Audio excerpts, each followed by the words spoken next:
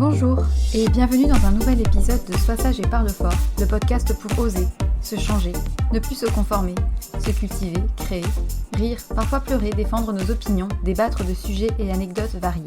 Aujourd'hui, je vous retrouve pour un sujet un peu compliqué à aborder parce qu'il m'a demandé beaucoup de réflexion personnelle, de lecture, et parce que j'ai pas vraiment d'avis tranché là-dessus, mais c'est un sujet qui me questionne depuis pas mal de temps. Il s'agit de la question du bonheur, ou plutôt de la tyrannie du bien-être et de tout ce qu'on nous vend actuellement depuis des années sur aller bien, tout faire pour être heureux dans sa vie, faire du sport, avoir une vie équilibrée, être épanoui, un bon travail, une famille, des enfants, etc., etc. En fait, tout ce qui concorde à faire en sorte qu'on aille bien et qu'on soit heureux. Et je suis la première victime de ça, parce que c'est quand même louable de se sentir bien. Tout le monde voudrait se sentir bien et heureux et épanoui dans sa vie. Je ne remets absolument pas en question le bien fondé de ces thérapies ou de ces démarches positives. Ce que j'avais envie d'aborder avec vous, c'est plus la dimension obligatoire et la norme qui est désormais imposée à chacun d'entre nous de tout faire pour aller bien, au détriment finalement peut-être de notre propre liberté et de notre propre libre arbitre. Et pour ce faire, je me suis appuyée sur une lecture que j'ai trouvée au hasard de la bibliothèque, mais bon, il n'y a pas de hasard, il n'y a que des rendez-vous, qui s'appelle Le syndrome du bien-être et qui est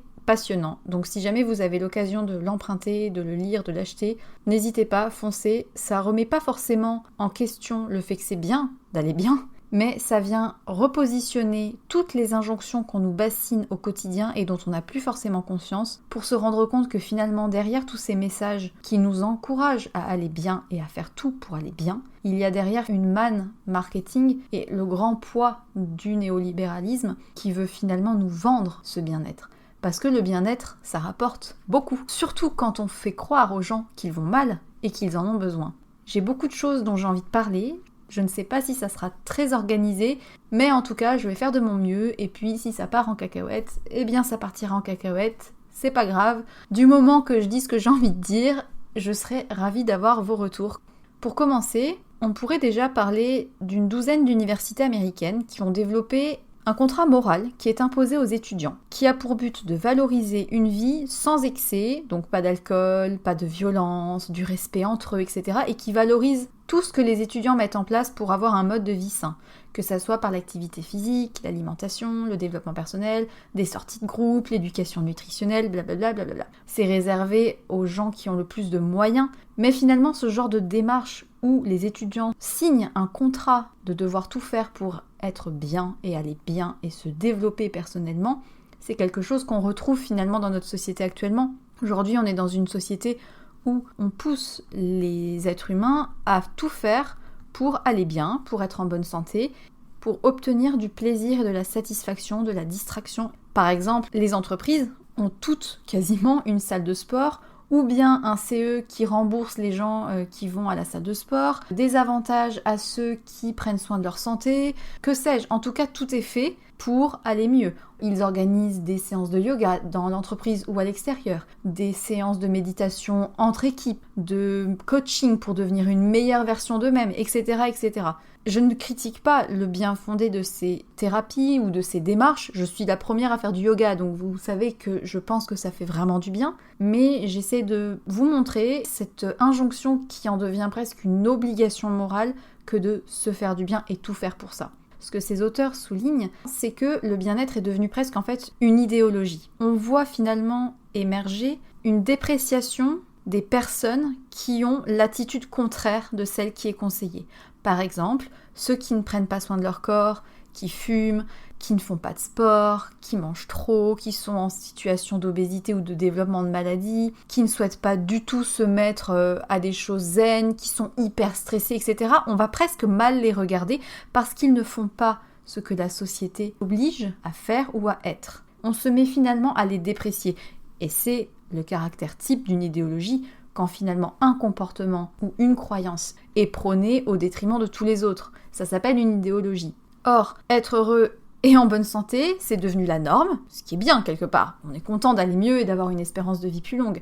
Mais finalement, ceux qui échouent à cette image-là sont stigmatisés. Parce que c'est ceux qui ne veulent même pas essayer, parce qu'ils s'en fichent, ou en tout cas ils sont mal perçus. Et cet élan de devoir devenir meilleur quand ça devient une règle, finalement la société qui est actuellement ultra-capitaliste nous vend une image toute rose de faire tout pour aller bien, pour être en bonne santé, elle le couvre sous un aspect très positif. Mais si on va plus loin, on se rend compte que ça n'est pas du tout juste pour que les gens aillent bien avec un profond élan positif et généreux. La société actuellement, elle est là pour nous faire acheter. On est dans une société clairement consumériste. On a beau entendre que c'est très bien d'être en bonne santé et qu'il faut avoir une hygiène de vie impeccable, on se rend compte que ce n'est pas entièrement pour nos beaux yeux. La réalité, c'est que dessous, la maladie, ou en tout cas le malheur, ce sont des gens qui sont moins aptes à la productivité au travail. C'est pas un hasard, je pense, si la société veut qu'on fasse tout pour aller bien, parce que c'est bon pour les affaires. Alors, certes, le bonheur, ça ne remplit pas les caisses de l'État. Si les gens allaient tous bien et étaient tous heureux, il y aurait beaucoup de gens qui auraient du souci à se faire au niveau de leurs finances, parce que le marketing est là pour nous bassiner avec énormément de pubs, de produits miracles, de pilules qui font maigrir, de salles de sport qui rendent happy. Parce que tout ça, ça rappelle que, petit individu, tu es peut-être pas malheureux, tu pourrais être plus heureux que tu ne l'es actuellement et tu dois devenir meilleur que ce que tu es maintenant. Et j'ai la solution pour toi. Et en fait, le marketing nous montre juste qu'on va pas bien et qu'on souffre, mais heureusement, il a la solution pour nous. Et ça me fait penser notamment à une lecture qui peut vous intéresser de Eva Illouz, Apicratie, comment l'industrie du bonheur a pris le contrôle de nos vies, où elle dit que poursuivre le bonheur, c'est avant tout aujourd'hui contribuer à la consolidation de ce concept en tant que marché très juteux, industrie et mode de vie consumériste. Si le bonheur est devenu un moyen de gouverner notre vie, c'est parce que nous sommes devenus les esclaves de cette quête obsessionnelle. Bon, quand j'ai commencé à lire tout ça, je me suis dit waouh, il y a trop de choses à aborder et je me suis mis à penser à plein de choses du quotidien qu'on ne voit même pas et qui contribuent à nous faire croire qu'il faut toujours faire des choses pour s'épanouir, que ça soit pour certains la culture, aller voir telle pièce, aller visiter tel musée parce que tu ne peux pas ne pas te cultiver, aller faire tel sport parce que tu ne peux pas rester sur ton canapé. Parfois, on fait des choses sans même plus se poser la question de si on en a vraiment envie soi et si on en a vraiment besoin, ou si c'est parce que la société nous a inculqué qu'il fallait toujours faire tout pour aller mieux, au sens que la société l'entend, bien sûr. Il y a d'ailleurs un penseur qui parle de biomorale. Alors, je connaissais pas du tout ce terme. C'est Alenka Zupanik et il le définit ainsi. Le pessimisme, le regret, l'insatisfaction et la tristesse sont des sentiments qui tendent à être envisagés comme des fautes morales. Ce phénomène, que l'on pourrait appeler biomorale, repose sur l'idée suivante. Une personne qui se sent bien est une bonne personne, à l'inverse, une personne qui se sent mal est une mauvaise personne. Aujourd'hui, quand tu vas au travail ou que tu es dans le métro et que tu côtoies ou que tu croises quelqu'un qui tire la tronche, qui n'est pas propre, qui ne prend pas soin de lui, qui semble déprimé, qui semble pas positif, qu'est-ce que tu penses ? Bon, déjà, t'as pas trop envie de rester avec lui parce que tu te dis des fois que ça soit contagieux, voilà. Mais en plus de ça, on peut tout de suite voir des stigmatisations apparaître. Ah, il devrait faire attention à sa santé, il devrait faire attention à comment il s'habille. On en est finalement devenu à une forme de obligation d'être heureux et en bonne santé. Le philosophe Slavoj Žižek, je ne sais pas comment on dit, parle même d'injonction de jouir. Mais en fait, quand on va plus loin dans la réflexion et quand on y pense, ce diktat d'être heureux, ça supprime le plaisir. Et c'est l'idée qu'on doit sans cesse se perfectionner, même quand toutes les circonstances justifieraient qu'on soit vraiment mal. Par exemple, un chômeur. Au lieu de le laisser s'exprimer sur son inquiétude, sur sa tristesse à pas avoir de travail, face à sa situation professionnelle, peut-être financière, difficile, actuellement, tous les médias, Pôle emploi, les conseillers vont lui dire de se recentrer sur lui-même, d'avoir de la volonté, puisque c'est de sa faute, sous-entendu, s'il est dans cette situation. Soit il n'a pas assez fait d'études, il n'a pas assez réseauté, il n'est pas assez positif, il ne s'est pas rendu employable, il a trop de masters, etc., etc. Bref, c'est de sa faute. Là, je prends l'exemple du demandeur d'emploi, mais ça pourrait être autre chose, ça pourrait être quelqu'un qui n'arrive pas à perdre du poids. En tout cas, dans tous ces exemples-là, le point commun, c'est qu'il y a une émergence de la peur de l'échec, de l'angoisse de ne pas réussir à être bien, et je mets encore des guillemets parce que c'est bien au sens que la société veut. On va avoir la crainte de ne pas faire ce qu'il faut, à ne pas être en assez bonne santé physique ou psychique, à ne pas être assez open-minded et zen, enfin bref. on en vient finalement à une création de pensées stigmatisantes sur ceux qui ne font pas ce qu'il faut, et même sur soi dès qu'on a l'impression de ne pas faire ce que la société veut qu'on fasse. Enfin bref, cacophonie générale, la tyrannie du bien-être, c'est tout à fait ce que je voulais dire. Donc au fur et à mesure de mes lectures, je continue à lire, etc. Et je me rends compte qu'il y a plein de domaines où je pourrais débattre pendant des heures, mais un épisode de podcast ne suffirait pas à tout aborder, parce que après, je pense que c'est libre à vous d'aller lire des choses sur le sujet si ça vous passionne. J'avais envie quand même d'aborder ce sujet, parce que si ça peut faire se poser quelques questions, et si ça peut remettre en perspective certains de nos comportements quotidiens, qui sont vraisemblablement positifs, sont en fait peut-être le résultat d'une injonction bien plus supérieure et bien plus sournoise que ce qu'on veut le croire. Par exemple, l'alimentation, grand sujet. L'assiette, c'est devenu le sujet central de notre vie. Le comment bien manger, le comment manger bio, manger local. On est d'accord, c'est un sujet à part entière qui est complètement paradoxal dans ce qui nous est transmis dans les médias. Se nourrir sainement, en tout cas, c'est devenu une activité poussée à son paroxysme. On nous vend des recettes miracles de bonne santé, ça devient presque une vertu d'avoir une alimentation saine et parfaite, comme si c'était possible. Alors on a d'un côté les diététiciens, on a les marques, les lobbies, les organisations de consommateurs, les études scientifiques, les chefs de cuisine, les nouvelles tendances alimentaires qui sont vis-à-vis de l'éthique ou de l'écologie, mais quand même du plaisir et de la moléculaire, etc. Enfin bref, aujourd'hui, le monde culinaire, je pense, devient un faire-valoir pour briller en société, pour certaines personnes. La place de la nourriture est devenue immense. Tous les plaisirs que l'on peut avoir sur notre table convergent désormais vers un seul et même but, améliorer le bien-être. Oui, le vin c'est bon, il y a de bonnes propriétés pour la mémoire, mais pas trop quand même, parce qu'il faudrait pas être alcoolique. Le fromage oui, mais alors du producteur local bio et pas forcément de vache, parce que bon, quand même, le lactose, tu comprends, toi-même tu sais. Le chocolat oui pour le magnésium, mais attention si c'est pas du 90%, et puis regardez bien la provenance. Comment dire, aujourd'hui, si tu es à table avec ta famille ou avec des amis, dans tous les cas, il y aura débat, prononcé clairement ou pensé par la personne qui est avec toi. Je mets ma main à couper. Et le truc, c'est qu'en plus de ça, on nous dit de lâcher prise maintenant, parce qu'après avoir eu des années, les régimes, etc., il faut maintenant ne plus trop y penser et apprendre à se faire plaisir tout en étant écolo. Enfin bon bref, pour citer un autre exemple, la norme du bien-être, c'est aussi pousser les parents à devoir être à la fois épanouis, aimants, heureux au travail, en bonne santé, en faisant du sport, être patient, être tolérant, mais investi, mais pas trop. Comment dire ? Je ne critique pas toutes ces personnes qui font tout pour aller bien et être heureux, vraiment pas.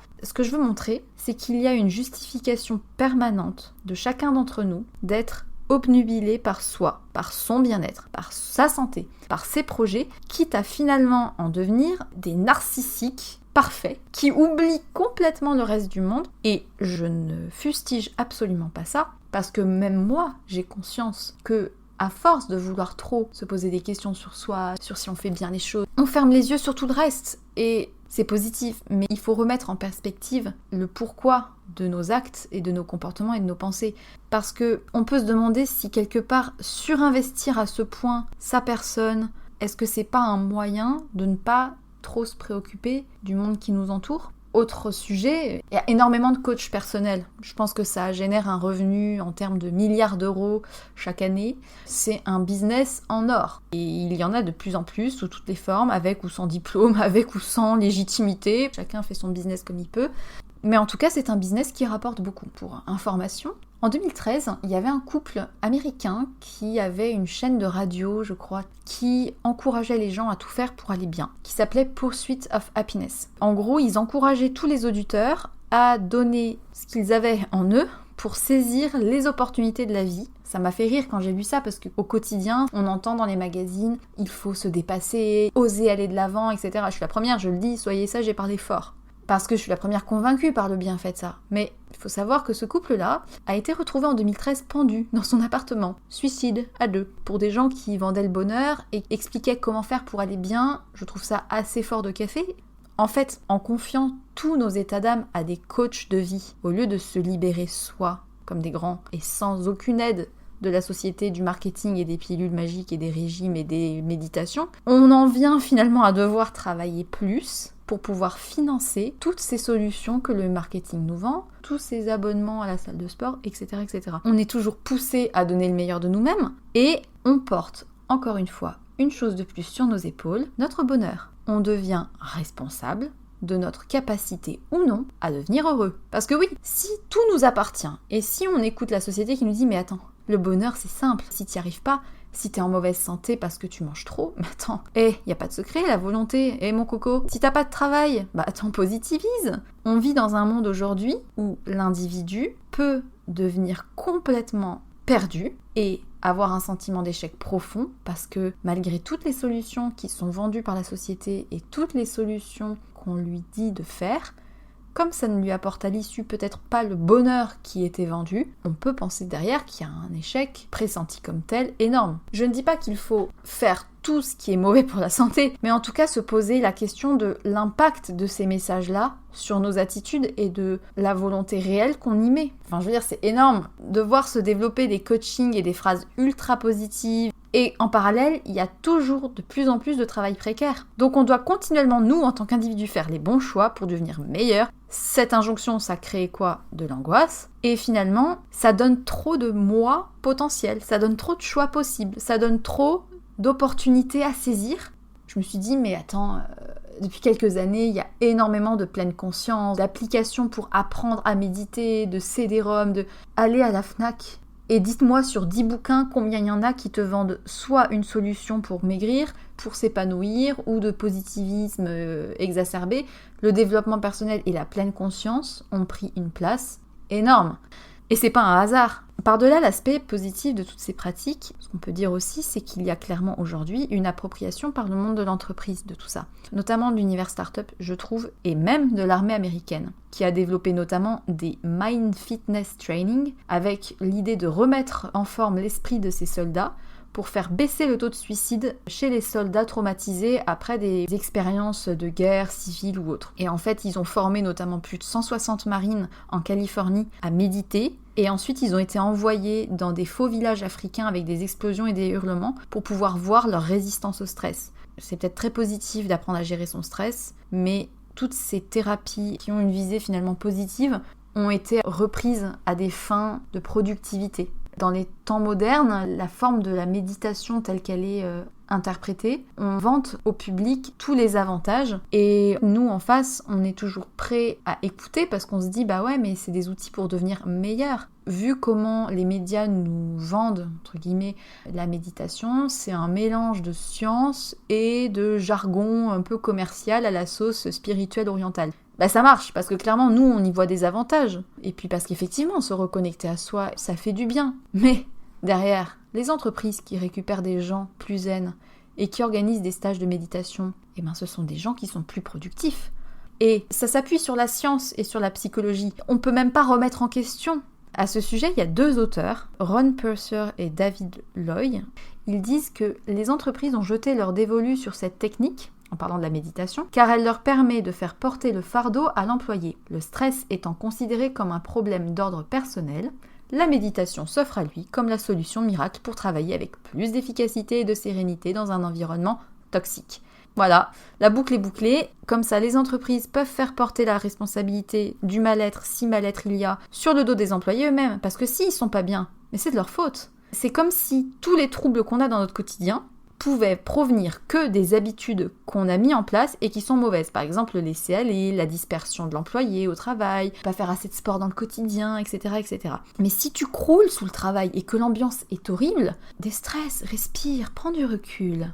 Avant d'enregistrer le podcast, donc j'avais déjà préparé un petit peu ce que je voulais dire, mais je suis tombée sur un article du Washington Post qui expliquait que par rapport à cette préoccupation très généreuse et société à ce que l'on soit en bonne santé. Vous savez les Fitbit, là, les applications et les montres connectées. Bon bref, je refuse d'avoir ce genre d'outils à mon poignet parce que c'est de la data, c'est des données sur la santé qui sont enregistrées, et même si vous pensez avoir la main dessus, le Washington Post a dénoncé les actes de certaines entreprises qui en fait utilisent les informations récoltées sur les montres connectées de leurs salariés comme outil de récompense ou de menaces, et ils vendent ces données-là aux assurances santé. Voilà un salarié qui n'a fait que 1000 pas dans la journée, qui en plus n'est peut-être pas très efficace au travail. Si en plus derrière on revend ces données-là à une assurance santé qui achète ça des milliers, voilà, je ne vais pas tirer de conclusion que vous pouvez faire par vous-même. Voilà, donc si tu as une application connectée à ta santé qui compte tes calories, tes heures de sommeil, qui enregistre tes heures d'activité par jour, bref, toutes ces informations qui récoltent des données sur toi, elles sont pas que sur ton poignet et elles sont pas que dans ton téléphone. On peut même aller plus loin sur le sport. L'éthique, salle de sport. On est dans une société où si tu ne fais pas d'activité physique, qu'en plus t'as le malheur d'être en surpoids, t'es mal vu. Alors c'est très bien de faire du sport, on a besoin de faire du sport, on a besoin de bouger pour être en bonne santé. Le problème c'est qu'aujourd'hui, on en est venu à une idéologie, comme je le disais au début, même en termes d'activité physique. Et encore une fois, ça a été repris par les entreprises. Il y a beaucoup d'entreprises qui exigent de leurs salariés de repousser leurs limites, que ce soit en termes d'horaire, de charge de travail, de productivité par heure, etc. On en vient à voir émerger des médicaments pour tenir.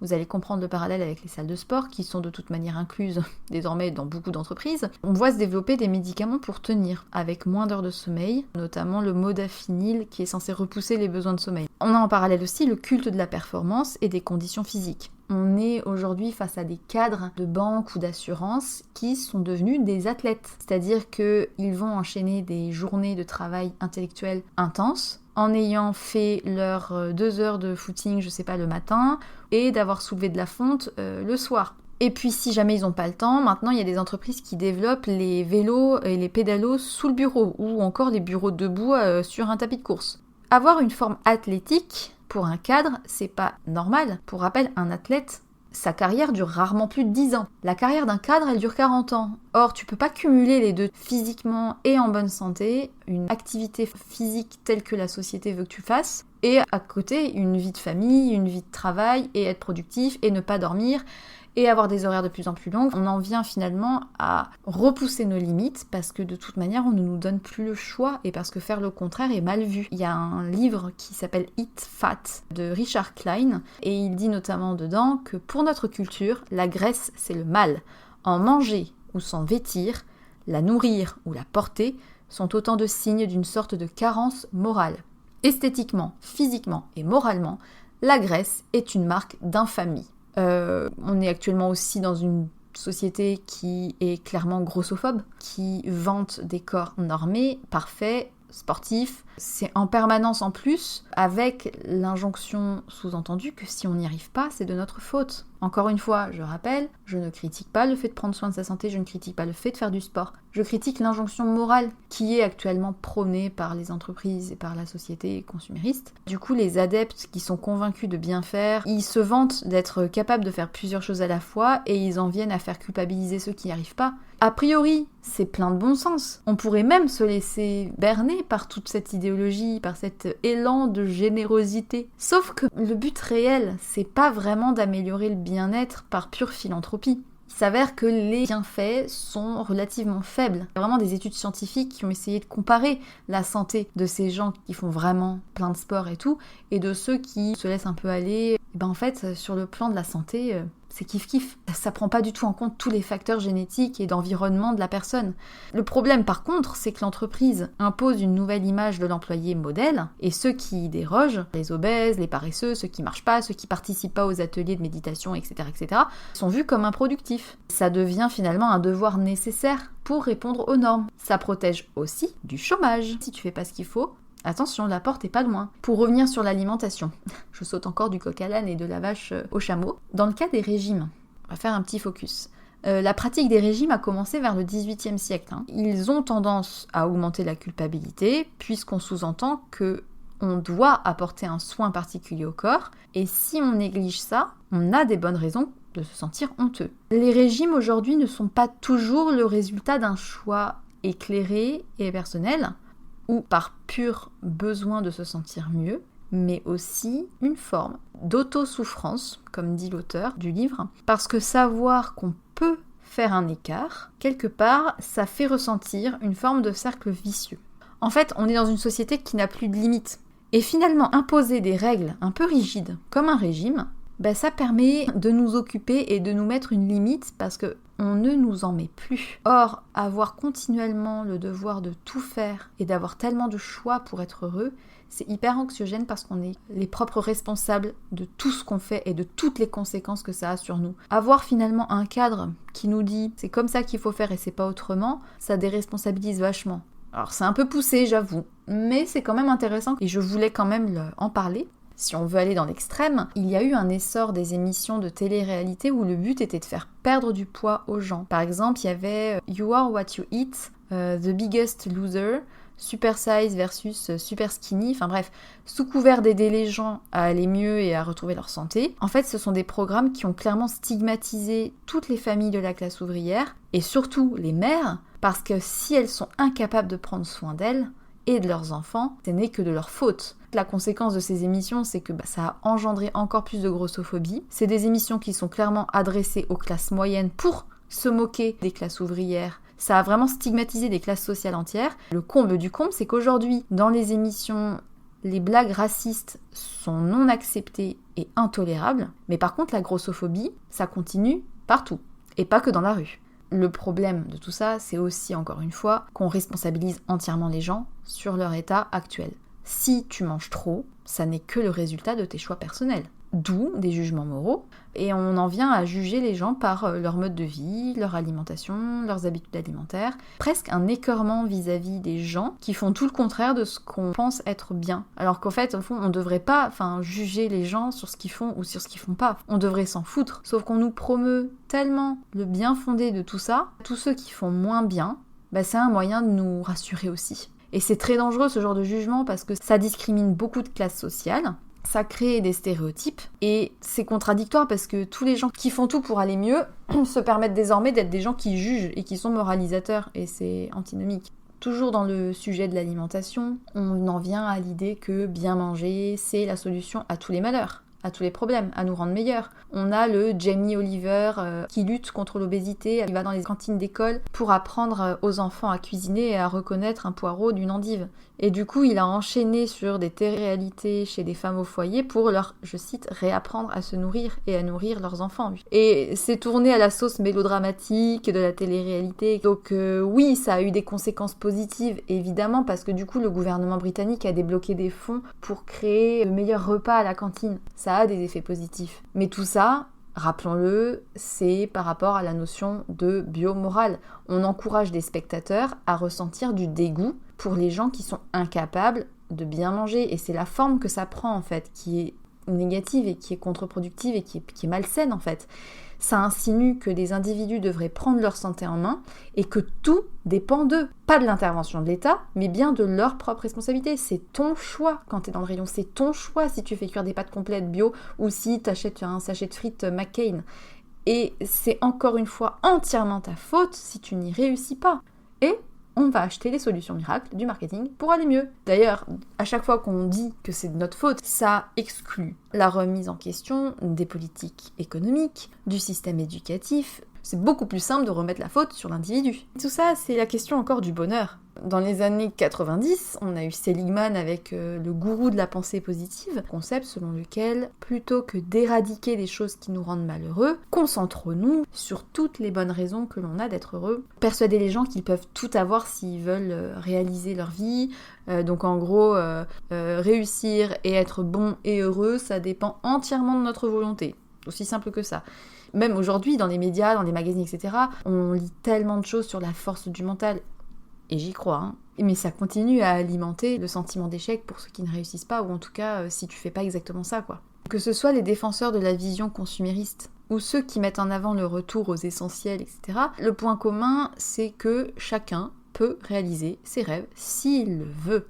Tous ces auteurs prétendent connaître le bonheur et les solutions mieux que les autres. Et le problème est le même si on peut faire le choix d'être heureux, il n'en reste pas moins que la capacité de chacun à faire cette introspection, elle n'est pas forcément possible. Et au final, comment on peut savoir si on est heureux ? Grand sujet, je n'ai pas la réponse, surtout que c'est rare qu'on nous pose la question. On entend souvent plutôt le matin comment ça va. Alors dans ce cas, du coup, notre petit cerveau, il essaye de faire une compilation de ce qui est censé être bien, faire un espèce d'état des lieux mental, avoir l'air épanoui, avoir une vie bonne, un métier cool, une voiture, le petit jardin où les enfants jouent. Ok, c'est bon, j'ai rempli les cases, je peux dire que ça va. Ça va au sens de la société, ça va. J'ai tout pour être heureux. C'est compliqué parce que du coup, le paradoxe actuel, c'est à la fois de vouloir exprimer son être intérieur et vrai, tout en continuant de nous évader par tous les moyens qui sont prônés par la société. La nécessité de rechercher le bonheur en permanence comme ça pousse à devoir tout faire moralement pour atteindre cet état. Ça devient complètement paradoxal parce que plus on cherche, moins on trouve.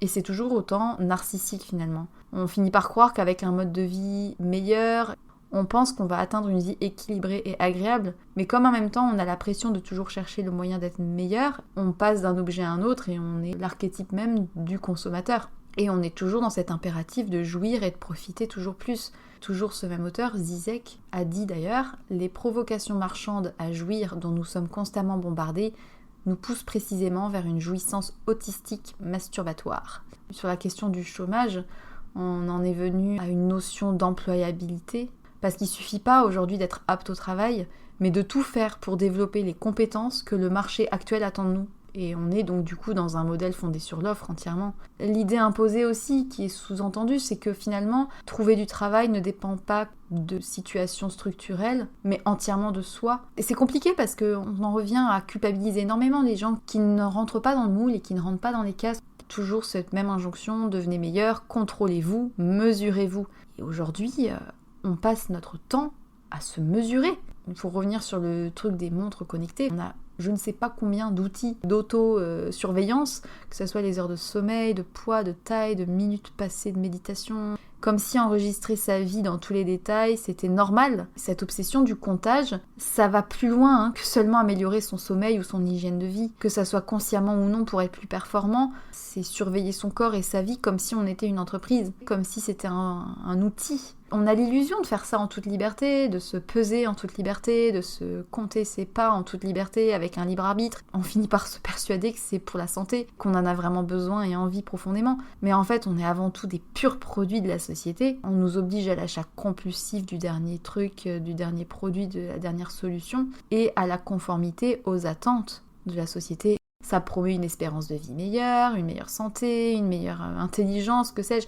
Et chacun d'entre nous y croit et en a envie. On a tous envie de mourir plus vieux et en meilleure santé. Alors, il y en a certains qui arrivent à voir ça comme du divertissement et à garder énormément de recul, mais je pense que la plupart des personnes tombent vite dans le piège. Mais évidemment, tous ceux qui défendent ce système diront que c'est une forme d'épanouissement personnel. En tout cas, ce qui est sûr, c'est que ça révèle une chose, ça révèle que la quantification, le fait de se mettre des chiffres sur chaque paramètre de son quotidien, ça devient normal. Là, encore une fois, je précise, je fais une pause, je dis pas que c'est mal ou que c'est bien. J'essaye juste de remettre en perspective un petit peu le pourquoi, ce qu'il y a dessous. Autre exemple, les applications, vous savez, sur smartphone, les jeux de mémoire, de machin. C'est marrant parce que on nous prend pour des gamins, on nous prend pour des enfants. Et clairement, on agit comme tel. On est dans une démarche de récompense. Comme si c'était une solution à nos problèmes du quotidien. Je pense à des applications qui enregistrent le nombre de minutes où tu as été concentré, où tu as fait ton travail. On peut dire, quel mal à vouloir être plus efficace et plus performant, c'est génial, finalement, au fond, c'est positif. C'est le mécanisme de récompense continue qui permet que les individus continuent d'avoir le comportement souhaité par la société. On réagit très très bien à ce système, c'est le retour du behaviorisme, du comportementalisme qui est déguisé derrière des formats digitaux, c'est tout. C'est-à-dire que c'est une forme de soumission à l'autorité. On cherche par tous les moyens à être plus épanoui et libre, mais d'un autre côté, on est prêt à se soumettre complètement à une autorité et on croit qu'on est libre, mais on ne l'est pas du tout. Il y a notamment une application qui s'appelle Gympact qui encourage les gens à aller un certain nombre de fois par semaine au sport. S'ils y vont pas, leur carte de crédit est débitée et l'argent est redistribué entre les autres participants du jeu. Et ce qui est paradoxal aussi, c'est qu'aujourd'hui, quand on tombe malade, on se retrouve dans l'incapacité de bouger le moindre orteil, qu'on arrive enfin à lâcher un peu et à se reposer et se dire « Ok, j'ai fait tellement que j'ai le droit de me reposer. » Parce que de toute manière, si tu t'absentes trop longtemps au travail, tu risques potentiellement de perdre ton emploi. Dans une enquête récente de 2008, une étude britannique a révélé que 74% sont allés travailler, même quand ils étaient malades. C'est de notre responsabilité encore si on tombe malade, bien sûr. Ce cancer, c'est sûrement parce que t'as trop bu et que t'as trop mangé dans ta vie. Tout devient susceptible de faire porter sur le dos des gens la responsabilité. Alors bien sûr, on voit aujourd'hui émerger des courants contraire. Les mouvements qui prônent l'acceptation du corps, le body positivisme, etc. Évidemment, cet élan contestataire, c'est aussi une réponse à montrer du doigt qu'on ne peut pas continuer à culpabiliser les gens à ce point. Peu importe la morphologie et le corps que l'on a, on a le droit et on peut être heureux et mener une vie complètement normale et être en bonne santé. Ça ne remet pas en question notre valeur, en fait. Je pense que j'ai quand même pas mal parlé. J'avais dit que ça partirait un peu dans tous les sens. Donc oui, il est devenu actuellement indispensable aux yeux de la société de prendre soin de soi. Et le nouveau credo des entreprises, c'est de faire en sorte de combiner plaisir et productivité, parce qu'ils ont compris que des employés qui sont de bonne humeur sont plus efficaces et plus longtemps. Par-delà tous les aspects positifs d'estime de soi, de santé, etc., de rythme de vie, le problème c'est que la frontière entre vie privée et vie professionnelle s'amenuise beaucoup. Plus aujourd'hui on essaye d'aller mieux et d'être meilleur, plus la frustration grandit et génère des dérives, un repli sur soi, une préoccupation obsessionnelle du corps, du coup une culpabilité si on rate. Et je pense que c'est très très difficile en tant qu'individu de rester neutre par rapport à tout ça et de rester libre de ses actes et de ses pensées. Aujourd'hui, c'est super dur d'arriver à avoir du recul et un discernement pour savoir si on fait les choses pour soi vraiment ou si en fait on obéit à quelque chose de plus grand. Pour faire face à tout ça, tenter d'arrêter de se focaliser sur soi, juste de s'oublier un peu, d'accepter juste d'être parfois faible et de rater entre guillemets au sens de la société, sans en avoir honte, en fait, se détacher complètement. Je dis pas que c'est simple, mais essayer en tout cas d'oublier un peu le moi et le je, et de regarder, de lever les yeux, de penser aux autres, de ne plus vouloir chercher à aller bien, de ne plus forcément chercher des raisons de se sentir heureux, d'avoir parfois le sentiment profond d'être mal, d'avoir de la douleur, sans que ça devienne quelque chose de négatif, et le fuir à tout prix ne rend pas plus heureux, au contraire. Et surtout, oui, s'oublier, penser aux autres, à ceux qui nous entourent, juste pour regarder plus loin que son corps, que son développement personnel et que sa psychothérapie, et regarder juste ce qui se fait dehors. C'est des choses que j'essaye de mettre en place. Il y a des jours où ça va pas et on s'en fout. Si ça va au sens que tu as envie d'aller bien, même si ça correspond pas aux attentes de la société ou de ton employeur, t'es quelqu'un de très bien quand même. Et d'accepter que on n'est pas fait tous sur le même modèle.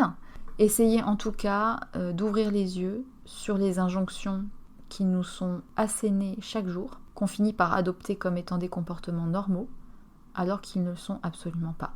Sur ce, je vous souhaite une très bonne journée.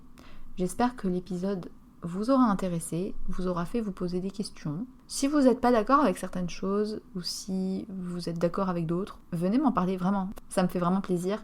Si vous avez iTunes, n'oubliez pas de laisser une étoile, ça fait pousser du bonheur. Ou de laisser un commentaire, c'est encore mieux. Ça permet que d'autres petites oreilles viennent écouter. Voilà. N'oubliez pas, soyez sages un peu et parlez fort beaucoup.